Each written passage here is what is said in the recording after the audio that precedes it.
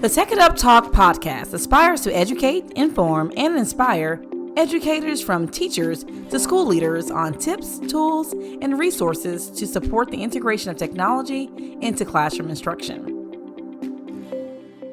You ready? Here we go. You're listening to the Tech It Up Talk podcast with Dr. Mac, your host with the most passion for supporting educators from teachers to school leaders with the integration of technology into instruction. In today's episode of Tech It Up Talk, I have the pleasure of having Miss Chanel Johnson straight out of Atlanta, Georgia. She is a science specialist and technology integration coach and founder of Tech-Tastrophe, LLC, a company that supports science content, pedagogy, and transformative technology use infused all into one. She has served countless students and educators since 2009, focusing on the areas of math, science, instructional technology, and coaching. Chanel believes in the power of community and collaboration through being a part of countless professional learning networks, often sparked from social media platforms such as Twitter. She has presented at numerous national and local conferences, served as Vice President of Georgia Science Teacher Association, and is ITSE certified, ASCD's Emerging 2019 leader, a Microsoft Innovative Educator, a Flipgrid ambassador, and so much more. And I have the pleasure of having her here today on the Tech It Up Talk podcast to grace us with her knowledge and her experience in instructional technology. So I would like to give a warm welcome to the STEMinist herself, Miss Chanel Johnson. Hi.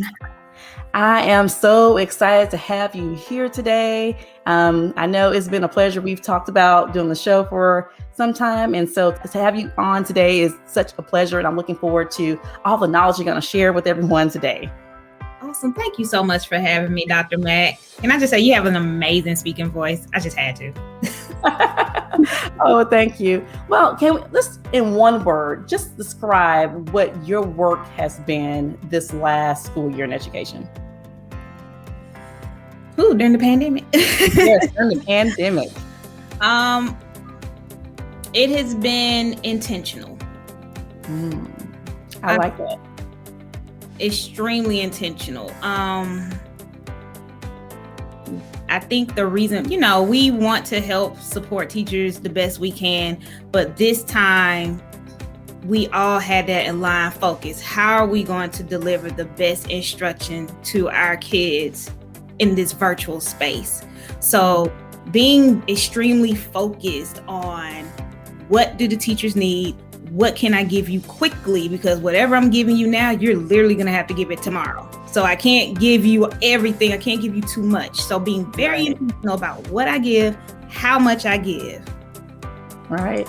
Well, the goal for this episode is to discuss technology in education, some best practices for instruction and pedagogy.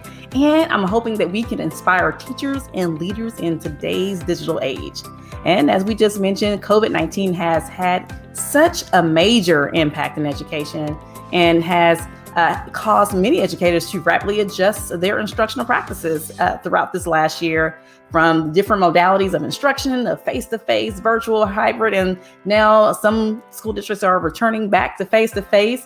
And so, of course, your knowledge and your experience and your services can support and inform other educators to enhance their instructional practices. And so we'll start with you just sharing with us more about Tech-Tastrophe LLC and what solutions you provide through your company. So Tech-Tastrophe is pretty much aligned to who I am and what I believe. And my focus is so much on not just technology and not just the content of science and math, but making sure that we're teaching them all together. So when I'm teaching an instructional technology tool, I'm not teaching it in silo from the content. I'm very intentional about how I deliver that. And I've recognized over time that there's a need for that. So Tech-Tastrophe is in that regards. I've also worked with coaching, just coaching different instructional leaders and working through the coaching model. And also curriculum writing. I've wrote curriculum for different companies using the NGSS standards and using our standards GSE, which in a sense is modeled from NGSS. So a lot. Well, let's think about this course of the school year. And as you supported teachers throughout the year, what were some of the challenges that you've observed or discoveries for teachers? One of the challenges, so during the pandemic, I transitioned to a new district. So I left the district that I was at for 11 years. It was my home. And of course you leave on a good note, but I transitioned, and the running joke is I am a pandemic hire. So the challenge was, and we spent the majority of the year in my new district virtual. My challenge initially is I have a job to do.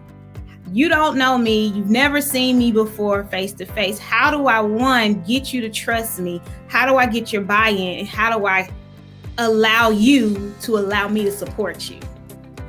So that's been the challenge initially. And once I got out of my own head and just did what I naturally do, which of course starts with positive relationship building, everything began to flow. So did you feel it was a different way to build relationships virtually than you've done in the past? Actually, no. Because when it comes to developing positive relationships, in my opinion, it doesn't matter what the platform is. Like me and you, for example, we've never met in person. Right. But we can chop it up for a while. We can chop it up for hours. But so I think just understanding the platform, whatever the platform is you. Be your authentic self. Right. Because I'm the same person virtually as I will be face to face. And keeping that in regards, I thought it was easy. I agree. I thought it was a lot easier for me to connect with teachers video. I don't know if it's because we're closer together within the video platform than it is in face to face, but it has been the most I'll say the year of me meeting so many different people and being able to connect. Mm-hmm. And who would have thought that we could do it just via video? And which I'm going to now kind of transition to my next question, because, a lot of this year, they talked about learning loss and as a result of the pandemic. And so, for me, one of the positive things like we were just talking about is being able to form those relationships and get network and meet more people and develop those key relationships a lot easier in person because we're more flexible with time. But what are your thoughts as far as the impact of the pandemic in education in regards to your work? Let's see. It's about that learning loss word. I've had this belief of you can't lose what you didn't have. Yes. So I'm not really a fan of the word, but I understand what it means that I may be a fourth grade student and these are the standards and skills I should have, but due to the pandemic and whatever, I didn't get the opportunity to do that. So I get why we're saying it. I'm just not a fan of the word. But the challenge, I think, there were so many challenges. Just the accessibility of devices.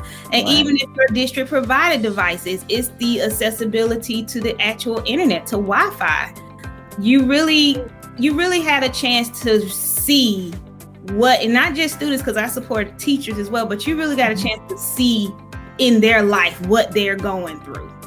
And hopefully it allowed people to be more empathetic to, so I think the first challenge is seeing other people's reality, because, we have our perceptions of people and what we think you should be and how we think you should be. But when you actually saw some of the things, and there were some things that went viral.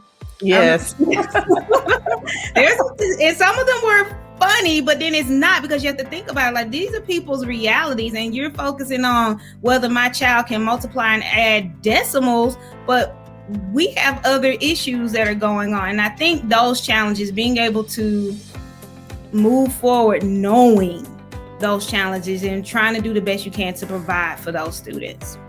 Yeah, and for me, that makes it more of a positive component. It's like, like you were saying, reality is now alive, and you have to accept the reality of what a lot of our students are enduring at home. And, I think if we weren't in this position before, we probably notice a few little things when they're in person, but not necessarily as much when you kind of see their engagement, hear how they interact with their family or whatever the case may be. But it definitely opens up that empathy component, which is a very important part of instruction and social emotional learning. And so a lot of times I don't think teachers realize the need or the intent for social emotional learning. But I think one of the positive parts for me is what you just hit on, was definitely that reality check for a lot of educators of what our students are experiencing, a reality check for where we are instructionally. And I know that, like, I'm with you on the learning loss word. I'm not a fan favorite of it either. However, I mean, we lost some time, but I think we've gained so much that we probably haven't measured just yet because they weren't in place before. And so I am really looking forward to next year and next school year. And I know a lot of these states are going with their standardized testing and comparing scores and say, oh, students have dropped scores, but we've just shifted a complete change of what they've been accustomed to. So the drop is expected, but what gain can we take from that going into the next school year? And Absolutely. So for me, yeah. And to your point, I like how you mentioned this about we're going to look at standardized testing to measure success. Well, those aren't the only measures of success. And, I know there are going to be a lot of principals who are gritting their teeth and, oh my goodness, like next year is going to be that year.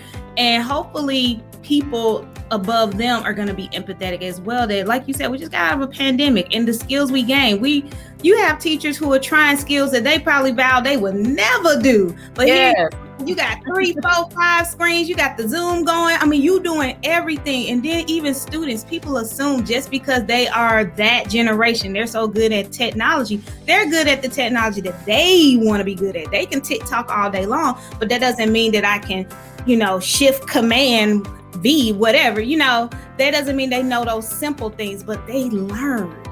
I mean, yes. I've seen some. Yes.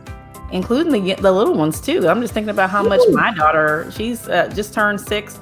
And I mean, I didn't think that she would have been able to do a lot of things that she was able to do this year. And I think a lot of our teachers take for granted the capability of what students can do when they're exposed to different things. And it may not be comfortable when they're learning the process and maybe a little bit frustrating, but that still is a part of that uncomfort of, and I'm going to have to get to this next part, failing forward. And so let's go ahead and move on to that. So you and I had the pleasure of connecting through Dr. Sharon's book collaboration, in which we are both contributing authors in the Women Who Lead in Technology book. And that was just released this year. And the book features dynamic women in various fields of technology. And you and I both share our journeys as educators. Now, one of your technology tips in the book that I love, which connects to my point here, was centered around giving ourselves permission to fail, which, that aligns to my personal values and is something that I often support other educators in trying to embrace. And I love how you coined the term Tech-Tastrophe. So can you share with us, what do you mean by Tech-Tastrophe and its relevance for educators to consider?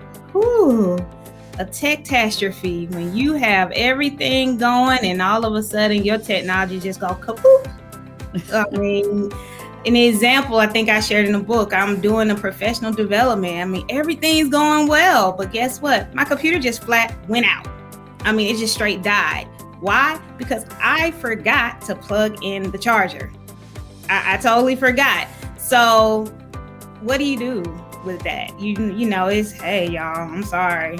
Give yourself permission to fail, embrace the Tech-Tastrophe, move on. And acknowledge that it happens to all of us. Because for me, it was like, oh my God, the day is over. But, the teachers that I was working with that day, they just, Chanel, you're fine.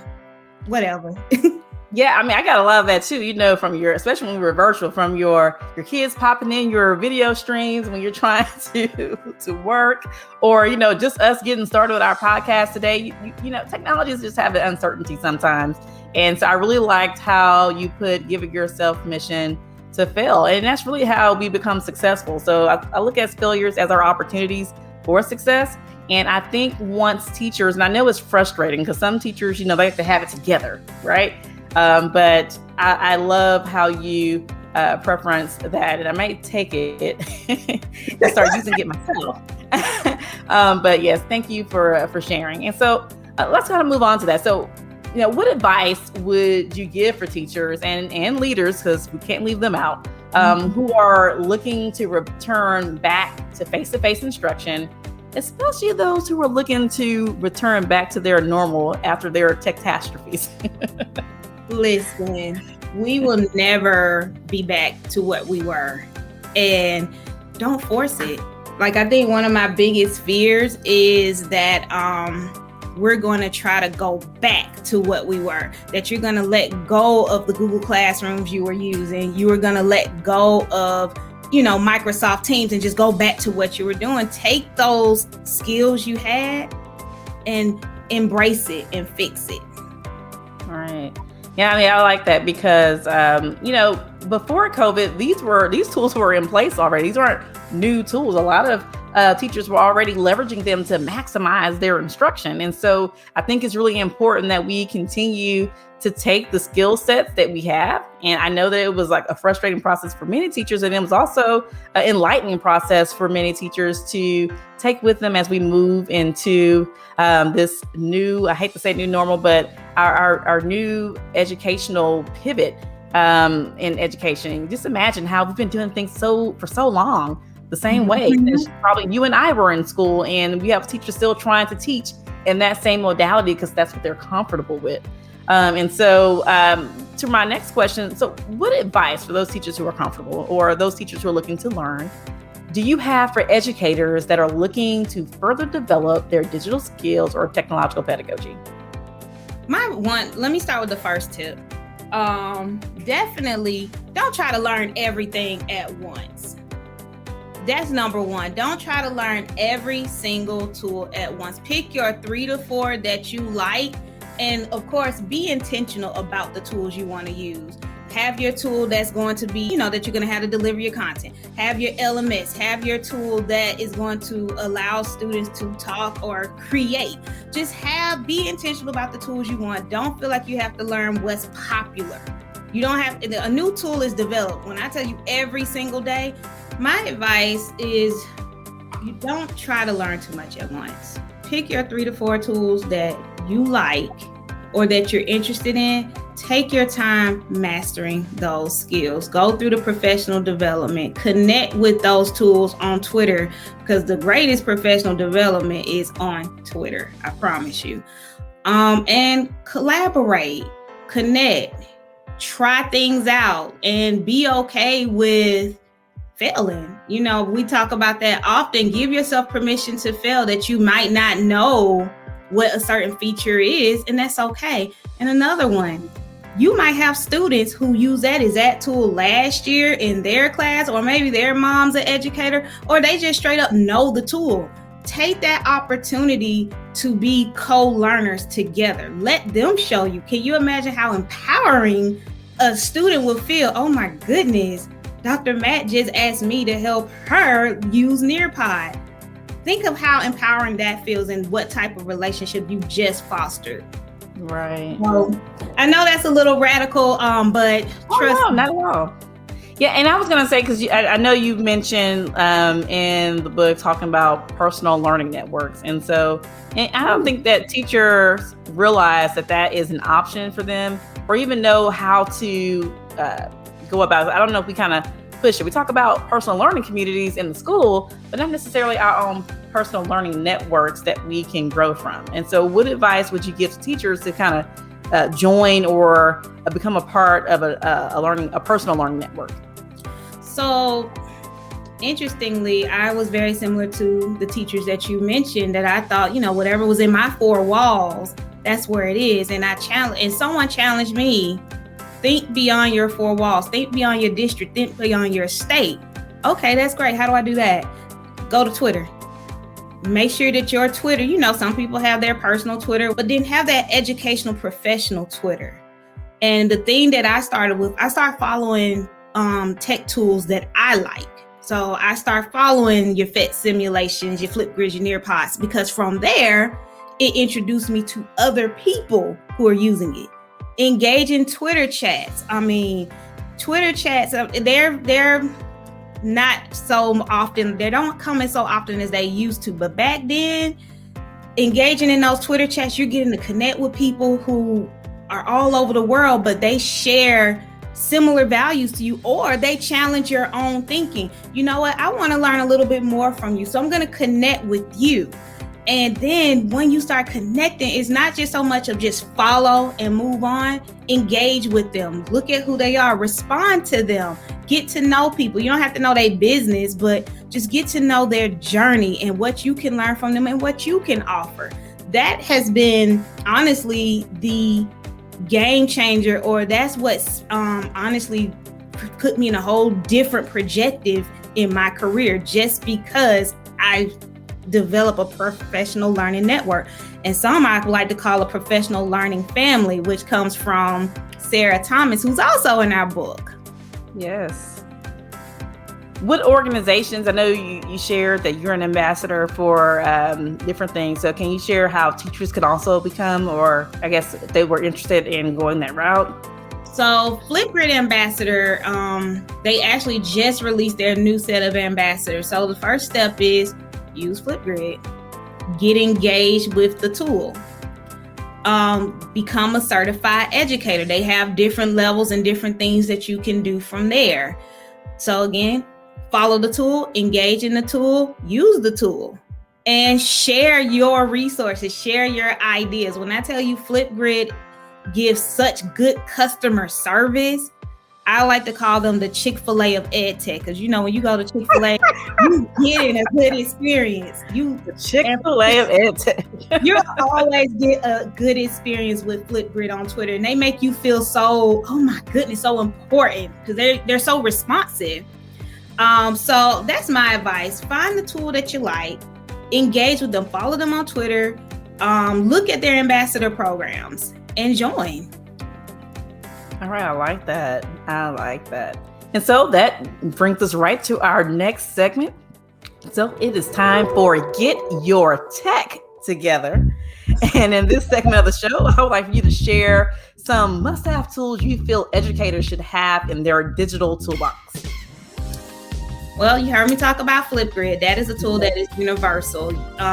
And woo, they've come a long way with Flipgrid, field trips. So definitely everybody needs to have a Flipgrid in their life.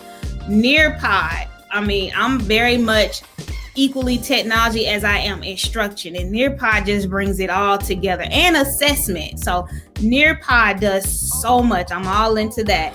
And this one's a little specific to a content, but I'm going to say it anyway. If you are, because this helped in the science, this helps for science educators. You know, we're used to doing our labs in the classroom, but in the pandemic, what do? I can do a demo, but using those simulations like PhET simulations, Explore Learning, those were some of my go-to tools. And one more, Screencastify.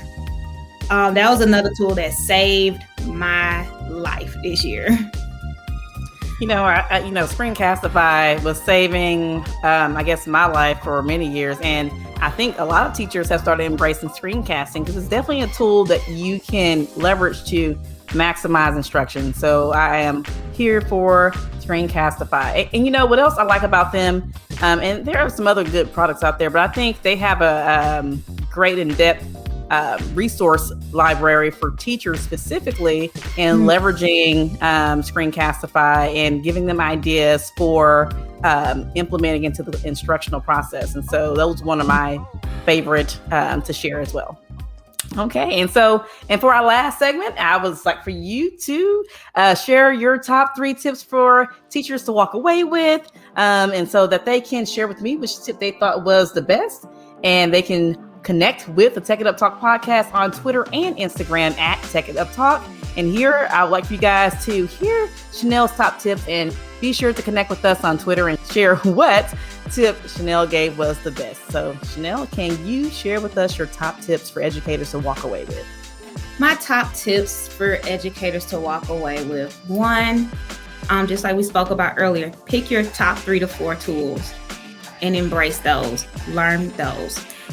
Embrace your tech-tastrophe. It's going to happen. You're not the only one that's gone through it. You're not the only one that's ever going to go through it. Embrace it and acknowledge it. And then the last one, again, that permission to fail. You might not be the Flipgrid master in one day. It's okay. You may make a mistake in front of your students. That's okay. Embrace it, because what you're modeling to your students is that you're human. And when they make a mistake, they know it's okay. Right. Yes, I like that. Well, thank you, Chanel, for joining us today. I am looking forward to inviting you back on again, as I have a topic I think you may be interested in that I would love to have you on the show. But before you go, can you share with the listeners how they can connect with you and become a part of your network? Absolutely. Number one, I am on Twitter. That's pretty much where I live. It's at DC_STEMtastic. I'm the follow for follow rule. You follow me, I follow back. That's pretty much where you can find me the most active. All right. Well, it has been a pleasure having the STEMinist on herself. And so I would like to end the show with Be STEMtastic. Yay!